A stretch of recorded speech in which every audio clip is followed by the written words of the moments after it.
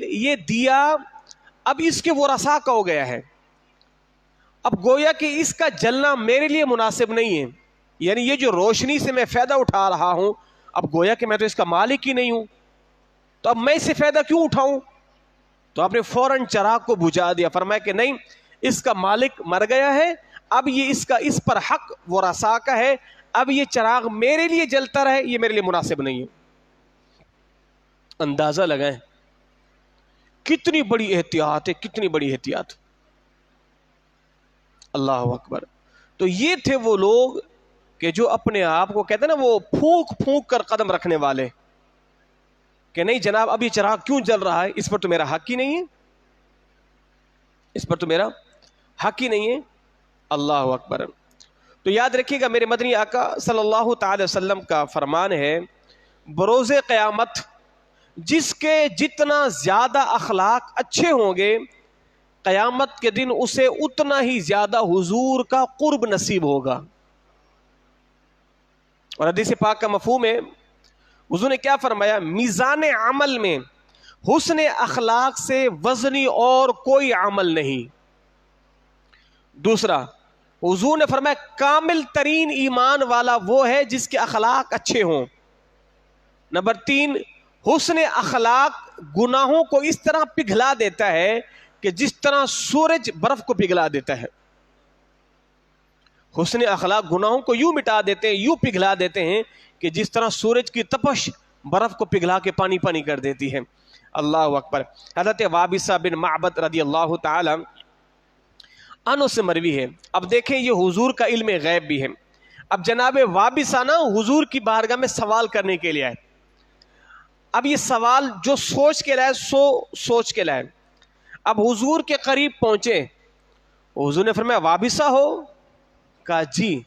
فرمایا کہ تم مجھ سے سوال کرنے کے لیے آئے ہو؟ جبکہ انہوں نے ابھی حضور سے سوال کیا بولو نہیں، حضور نے خود فرما دیا تم مجھ سے سوال کرنے کے لیے آئے ہو؟ کہا جی۔ فرمایا کہ وہ سوال میں خود نہ بتا دوں جو تم مجھ سے کرنے کے لیے آئے ہو؟ یعنی جو سوال تم مجھ سے کرنے آئے ہو وہ میں خود ہی تمہیں بتا دوں؟ یعنی جو سوال تم اپنے جی میں لے کر آئے ہو وہ سوال میں خود نہ بتا دوں؟ کہا حضور پھر تو سبحان اللہ۔ فرمایا کہ وہ جو سوال تم لائے ہو اس کا وہ سوال بھی تمہیں بتا دوں، اس سوال کا جواب بھی بتا دوں؟ اللہ اکبر۔ اب سنیے گا، جناب وابصہ بن معبد رضی اللہ تعالیٰ عنہ سے مروی ہے، فرماتے میں حضور کی خدمت بابرکت میں حاضر ہوا تو حضور نے ارشاد فرمایا تو نیکی کے بارے میں سوال کرنے آیا ہے، تو نیکی کے بارے میں سوال کرنے آیا ہے؟ تو جناب وابصہ کیا کہتے ہیں، جی ہاں یا رسول اللہ میں نیکی کے بارے میں ہی سوال کرنے آیا تھا۔ تو حضور نے کیا فرمایا، اپنے دل سے سوال کر، اپنے دل سے سوال کر، نیکی وہ ہے جس پر نفس اور دل مطمئن ہو، اور گناہ وہ ہے جو تیرے دل میں کھٹکے، تیرے سینے میں شبہ پیدا ہو، اگرچہ لوگ تجھے فتویٰ دیں، اگرچہ وہ تجھے فتویٰ دیں، یعنی لوگ فتویٰ بھلے جیسا بھی دیتے رہے مگر تیرا نفس مطمئن ہے کہ یہ نیک کام ہے تو نیک ہی کام ہے۔ اگر کسی گناہ پر تیرا نفس کھٹک رہا ہے کہ نہیں یہ گناہ ہے، اور فتویٰ اگرچہ تجھے اس کے برخلاف مل جائے تب بھی وہ نیکی نیکی ہی ہے۔ اب کیوں؟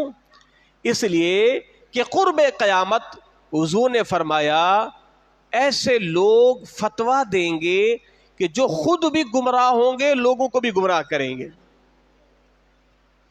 اور یہاں تک آتا ہے حضور نے فرمایا قرب قیامت ایک وراثت کا مسئلہ، لوگ اس کے حل کے لیے جگہ جگہ دوڑیں گے مگر ایسا شخص کوئی نہیں پائیں گے کہ جو ان کے وراثت کے مسئلے کو حل کر سکے، یعنی علم جو ہے یوں ناپید ہو جائے گا۔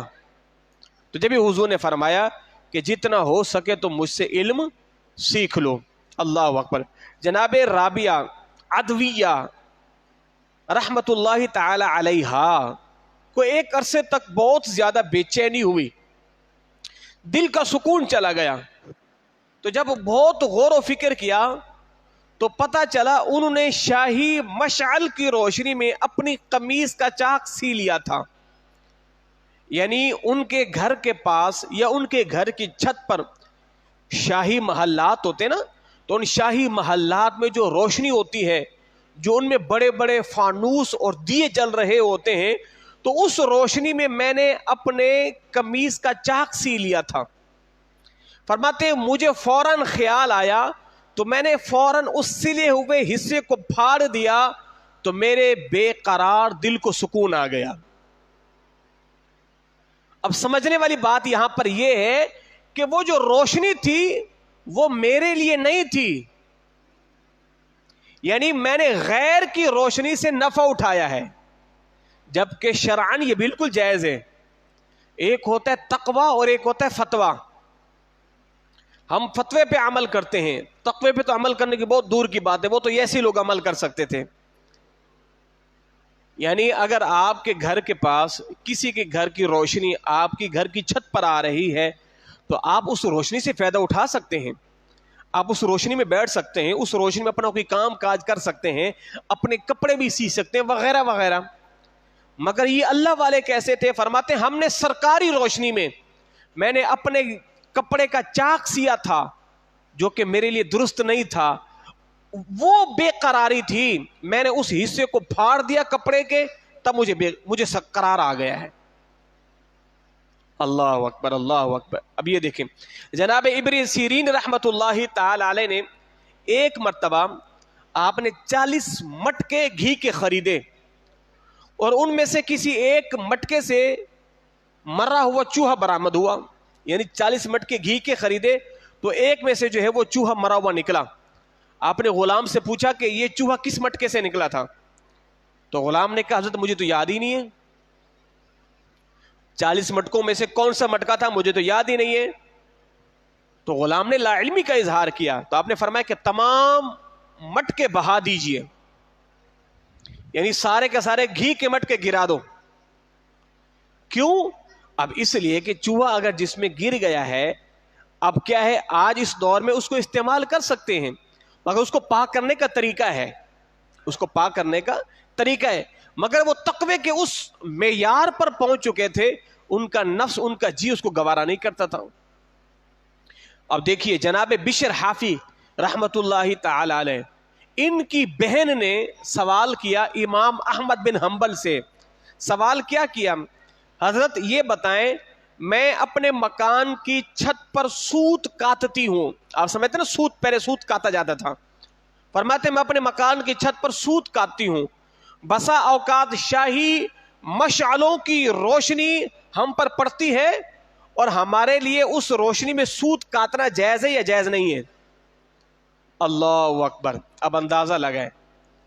تو جب یہ سنا نا امام احمد بن حنبل رحمت اللہ تعالی علیہ, آپ نے فرمایا آپ کون ہیں؟ بعض دفعہ سوال کرنے والے کی سوال کی جو نوعیت ہوتی ہے نا, وہ اس کا مقام بتا دیتی ہے. بھائی سائل جب سوال کرتا ہے نا, تو اس سائل کی جو اپنی حیثیت ہوتی ہے وہ پتہ چل جاتی ہے. یعنی آپ نے پوچھا کہ اتنا تقوی پر سوال, اتنا گہرا سوال, یہ کوئی عام بندہ تو نہیں کر سکتا, کوئی عام عورت تو نہیں کر سکتی. یعنی یہ کہنا کہ جناب ہمارے گھروں کی چھت پر شاہی مشعلوں کی روشنی پڑتی ہے, اس پر ہم سوت کاٹ سکتے ہیں, کپڑے وغیرہ سی سکتے ہیں, اس کا جواب دیجئے. امام احمد بن حنبل سے پوچھا. جناب بشر حافی کی بہن نے, بھائی کس پائے کا ولی ہے؟ اللہ اکبر. تو آپ نے فرمایا یہ بتائیں آپ کون ہیں, آپ کون ہیں؟ کیونکہ جس طرح کا سائل ہوتا ہے جواب بھی بولو اسی طریقہ کا دیا جاتا ہے. اگر سائل تنقیدی سوال لے کر آئے تو جواب بھی تنقیدی دیا جائے گا. اگر سائل علمی سوال لایا ہے اسے جواب بھی علمی دیا جائے گا. اگر سائل فقط الجھانے کے لیے آیا ہے تو اسے اس کے سوال میں ہی الجھا دیا جائے گا. تو سائل کی خود کی نوعیت کو دیکھ کر جو ہے وہ جواب دیا جاتا ہے. آپ نے کیا فرمایا؟ فرمایا کہ آپ کون ہیں؟ تو آپ نے کیا فرمایا؟ فرمایا کہ میں بشر حافی کی بہن ہوں، میں بشر حافی کی بولو بہن ہوں۔ تو پھر آپ نے کیا فرمایا؟ آپ رو پڑے، امام احمد بن حنبل رو پڑے، فرمایا سچی پرہیزگاری تمہارے گھر سے ہی نکلتی ہے، سچی پرہیزگاری تمہارے گھر ہی سے نکلتی ہے، تم ان مشعلوں کی روشنی میں سوت کاتا کرو، تم ان مشعلوں کی روشنی میں سوت نہ کاتا کرو، اس لیے کہ تم جس گھرانے سے تعلق رکھتی ہو تو تمہارے لیے تقوی اسی میں ہے کہ تم سوت نہ کاتا کرو، جبکہ فتویٰ کیا ہے؟ سوت کاٹ سکتے ہیں۔ فتویٰ یہ ہے کہ آپ سرکاری روشنی سے نفع اٹھا سکتے ہیں، مگر آپ جس کی بہن ہو، آپ لوگوں کا تقوی پرہیزگاری اس اعلیٰ معیار کی ہے، آپ لوگوں کے لیے یہ کہ آپ سوت نہ کاتا کرو۔ اللہ اکبر، اللہ اکبر۔ تو یہ تھے وہ عظیم ہستیاں، اندازہ لگائیں اب ہم ان کی زندگی کو پڑھیں اور ہم اپنے آپ کو دیکھیں ہم کس معیار میں کھڑے ہوئے ہیں۔ اللہ اکبر، درود شریف اللہم صلی علی سیدنا مولانا۔ جناب حسن بن علی رضی اللہ تعالی عنہ اب چھوٹی سی عمر میں تھے تو سرکار سے حضور کا فرمان یاد کر لیا تھا۔ حضور نے کیا فرمایا؟ جو چیز تجھے شک میں ڈالے اسے چھوڑ دے، اسے چھوڑ کر غیر مشکوک کو اختیار کر، یعنی جو چیز شک میں نے اس کو چھوڑ دو، اور جو چیز شک میں نہیں ڈالتی اس کو اختیار کرو، کیونکہ جو چیز شک میں ڈالتی ہے وہ آپ کو کھٹکتی رہے گی، وہ اندر سے آپ کو اذیت دیتی رہے گی، تو بہتر ہے آپ اس کو چھوڑ ہی دو، تاکہ آپ اپنے آپ کو تو پریشانی میں تو نہیں ڈالو نا۔ اب آپ اپنے آپ کو کوسے جا رہے ہو، پتہ نہیں یار وہ چیز کس کی تھی، میں نے کیوں اٹھا لی، مجھے نہیں اٹھانی چاہیے تھی، پتہ نہیں وہ ڈھونڈ رہا ہوگا، وغیرہ وغیرہ وغیرہ وغیرہ، آپ چھوڑ ہی دو۔ جناب عبداللہ بن مبارک رضی اللہ تعالیٰ عنہ فرماتے ہیں میرے نزدیک، اندازہ لگائیں، میرے نزدیک ایک مشکوک درہم لینے سے رک جانا، آسان لفظوں میں آپ فرماتے ہیں میرے نزدیک ایک پیسہ جو شک والا ہو اس کو لینے سے رک جانا 6 لاکھ روپے لینے سے بہتر ہے۔ 6 لاکھ روپے صدقہ کرنے سے بہتر ہے، یعنی 6 لاکھ صدقہ کریں اس سے بہتر یہ کہ 1 روپے جو مشکوک ہے اس کو نہ لو، یہ تمہارے لیے بہتر ہے۔ جناب عبداللہ بن مبارک فرماتے ہیں آپ نے ایک قیمتی جانور کو مسجد کے باہر باندھ کر ظہر کی نماز ادا کرنے کے لیے آ گئے، وہ کھل کر شاہی چراگاہ میں چلا گیا، آپ نے وہ جانور چھوڑ دیا، اس پر پھر کبھی سواری بھی نہیں کی، کیوں؟ اس لیے اس نے غیر کی چراگاہ سے چر لیا ہے، غیر کی چراگاہ سے اس نے گھاس چر لیا ہے، اب میرے لیے ہے نہیں، آپ نے اس کو چھوڑ دیا، فرمایا جائے۔ امام احمد بن حنبل رحمت اللہ تعالی علیہ، اب یہ دیکھیں کتنا بڑا پیارا واقعہ ہے۔ آج تو اس دور کے اندر ایسے بدبخت گندی نسل کے لوگ پیدا ہو چکے ہیں کہ جو ہمارے ان بزرگان دین کو بھونکتے ہیں، کہ جن کے تقوی کا عالم دیکھیں۔ امام احمد بن حنبل رحمت اللہ تعالی، آپ مکہ مکرمہ میں ایک سبزی فروش کے پاس اپنا تانبے کا برتن گروی رکھ کر آپ نے اس سے کچھ قرض لیا۔ ایک سبزی فروش سے آپ نے فرمایا دیکھو یہ میرا تانبے کا برتن، ظاہر ہے بھاری بھرکم برتن ہوتا ہے، آپ نے اس کو دیا، فرمایا کہ مجھے کچھ سبزی دے دو، جب میرے پاس پیسے بن پڑیں گے تو میں آپ کو پیسے دے کے اپنا یہ برتن لے جاؤں گا۔ پھر جب قرض واپس کرنے گئے تو وہ سبزی والا ایک جیسے 2 برتن لے کے آ گیا، ان میں سے آپ کا کون سا ہے آپ کو پتہ ہی نہیں ہے، بھائی 2 برتن سیم لے کے آ گیا، تو آپ رحمت اللہ تعالی اپنا برتن نہ پہچان سکے تو لینے سے انکار کر دیا، فرمایا دیکھو میاں اب دونوں برتن سیم ہیں، مجھے پتہ نہیں ہے کون سا میرا ہے تو میں نہیں لے رہا۔ سبزی والے نے کہا حضرت میں تو آپ کا امتحان لے رہا تھا، میں آپ کو آزمانا چاہتا تھا، تو لیجئے یہ برتن آپ کا ہے یہ برتن میرا ہے، میں تو آپ کو آزما رہا تھا، تو یہ برتن آپ کا ہے یہ برتن میرا ہے۔ تو آپ نے کیا فرمایا؟ اب یہ مشکوک ہو گیا ہے، اب یہ برتن مشکوک ہو گیا ہے، تو برتن بھی تم ہی رکھو اور اپنا قرضہ بھی واپس لے لو۔ اگرچہ وہ کہہ رہا ہے حضرت یہ برتن آپ کے، فرمایا نہیں یہ تو تم کہہ رہے ہو، میرا دل تو مطمئن نہیں ہے نا، اب برتن بھی رکھو اور یہ اپنے پیسے بھی لو، میں گیا، میں کیوں لے کے جاؤں مشکوک برتن؟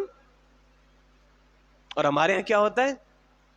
اللہ اکبر، ہم تو کہتے ہیں بس مل جائے کہیں سے، مل جائے۔